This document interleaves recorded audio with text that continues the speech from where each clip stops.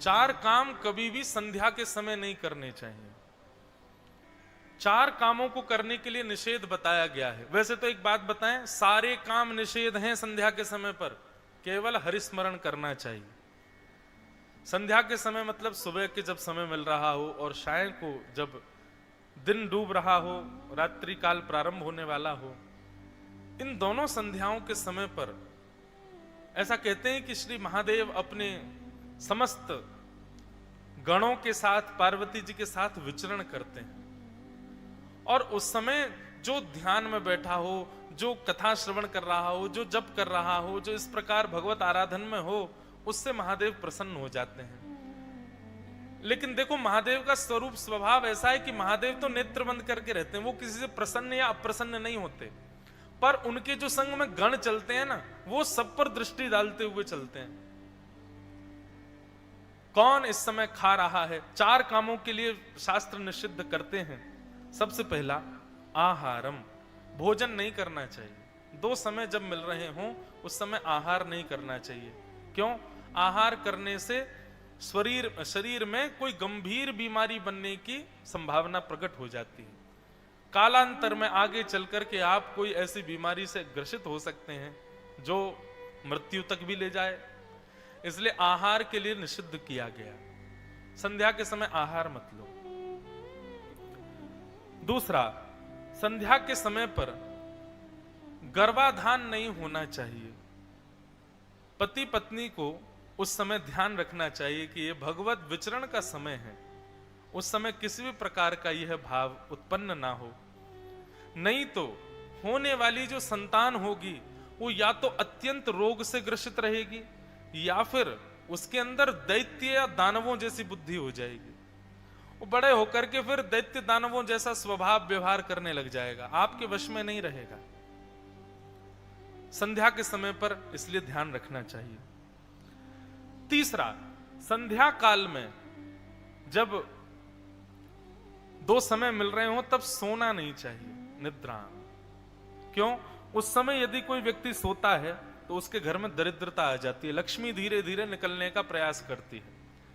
कहीं ना कहीं आपका धन जो है वो प्रवाहित हो जाएगा, कहीं ना कहीं जाकर के लक्ष्मी निकल ही जाएगी।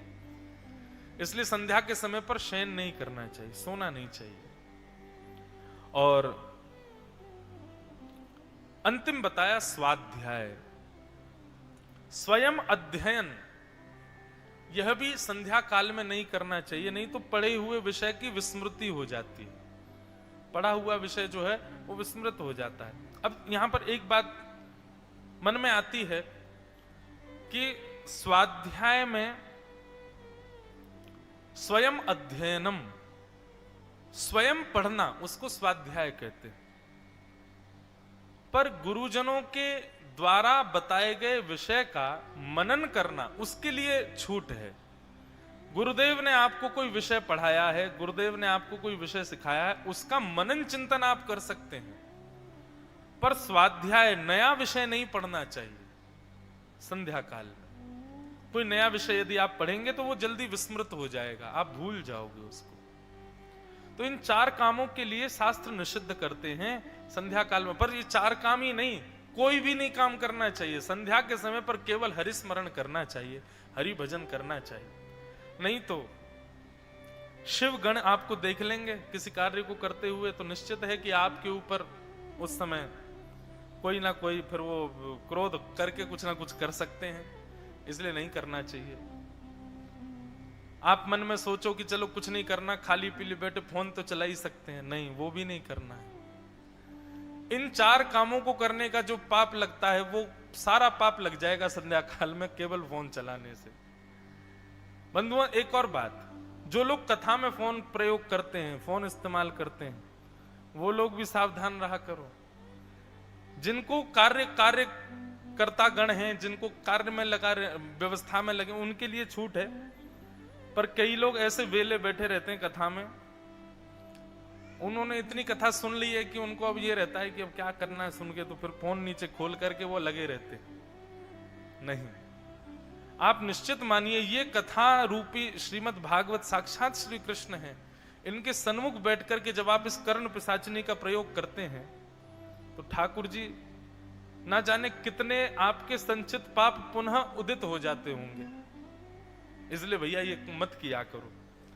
अब मैं संकेत करके तो नहीं बोल सकता कि भाई तुम फोन मत चलाओ, इसीलिए मैं सबको ही बोल दिया कि फोन नहीं चलाना चाहिए, क्योंकि हमको तो सब दिख जाते हैं ध्यान में कौन चला रहा है कौन नहीं चला रहा है। फोटो भी खींचते हो तो भी दिख ही जाते हो।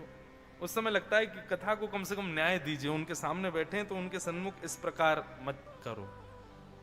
तो संध्या काल में ये कार्य करने से ये हानि होती है। पर ये कार्य नहीं, मैं तो कह रहा हूं कुछ नहीं करो, केवल हरिस्मरण करो। एक जगह मैंने कहीं बोल दिया कि सुबह 4 साढ़े 4 बजे के बाद उठ जाना चाहिए, रात्रि 10 बजे के बाद सो जाना चाहिए। इस प्रकार यदि कोई व्यक्ति अपनी जीवनचर्या जीने लग जाए तो वो मेधावी बुद्धि वाला हो जाएगा। तो लोग बाग आज के कैसे लोग हो गए हैं, मुझसे क्या पूछ रहे हैं, बोले महाराज जी आप कह तो रहे हो 4:30 बजे उठ जाओ, पर 4:30 से लेकर 8:30 तक करें क्या? इतनी देर हम करेंगे क्या? वाह। बोले हम लोग 8:30 बजे उठते हैं और 8:30 बजे उठ के स्नान ध्यान करके 9:30 बजे तक तैयार होकर बाल भोग पा लेते हैं, 1 घंटे में सब कर लेते हैं। अब आप कह रहे हो 4:30 बजे उठ जाओ, उसके बाद 8:30 बजे तक करें क्या? इसके लिए भी विचार करना पड़ रहा है, तो कितने बड़े दुर्भाग्य की बात है। वाह, जल्दी उठ के करें क्या? कई लोग तो रात में जल्दी सोते नहीं, इसलिए क्यों? बोले सुबह जल्दी आंख खुल जाएगी, फिर क्या करेंगे? ऐसे समय पे सोएं कि सुबह आराम से आंख खुले। कैसी दिनचर्या! ये राक्षस स्थिति तो हो गई है हम लोगों की। पर महाराज जी पता नहीं क्या है आपके दत्त धाम में, तो यहाँ 1 बजे कई बार तो आंख लगे, 12:30 1 बजे, फिर 3 साढ़े 3 अपने आप खुल जाती है। यहाँ नींद ही नहीं आती। आज तो मेरा जप जल्दी हो गया, सुबह जल्दी उठ के सब कर दिया तो जप हो गया। मैंने सोचा आज मैं बढ़िया थोड़ा विश्राम कर लेता हूं, और मैंने सोचा थोड़ी देर है, थोड़ी देर विश्राम करूंगा फिर अध्ययन करूंगा।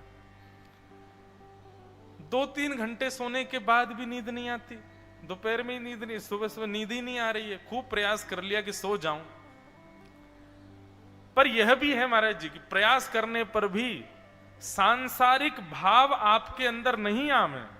आप चाह रहे हो कि मुझे भूख लगे लेकिन लगी नहीं रही, आप चाह रहे हो कि मैं सो जाऊं लेकिन नींद नहीं आ रही, आप चाह रहे हो कि मैं फोन चलाऊं लेकिन इच्छा नहीं हो रही, आप चाह रहे हो कि मैं कुछ ऐसा करूं जो संसारी हो, पर वो हो ना पा रहा हो, तो निश्चित है कि उस स्थान में साक्षात देव विराजमान है। और सुनिए, आप चाह करके जो चाहा वो कर लेते हो, तो इसका मतलब देव तो वहां है लेकिन तुम राक्षस हो, क्योंकि तुमने जो सोचा वो तुम कर पा रहे हो। कई ऐसे महानुभाव हैं वो सोच के सो भी जाते हैं, उनको नींद आ भी जा रही है, उनको भूख लग भी जा रही है, वो जो चाह रहे हैं वो कर भी पा रहे हैं। इसका मतलब है कि मनस्थ में अभी वह भाव विद्यमान नहीं हुआ है। तो संध्या काल में कुछ नहीं करना चाहिए, केवल हरिस्मरण करना चाहिए।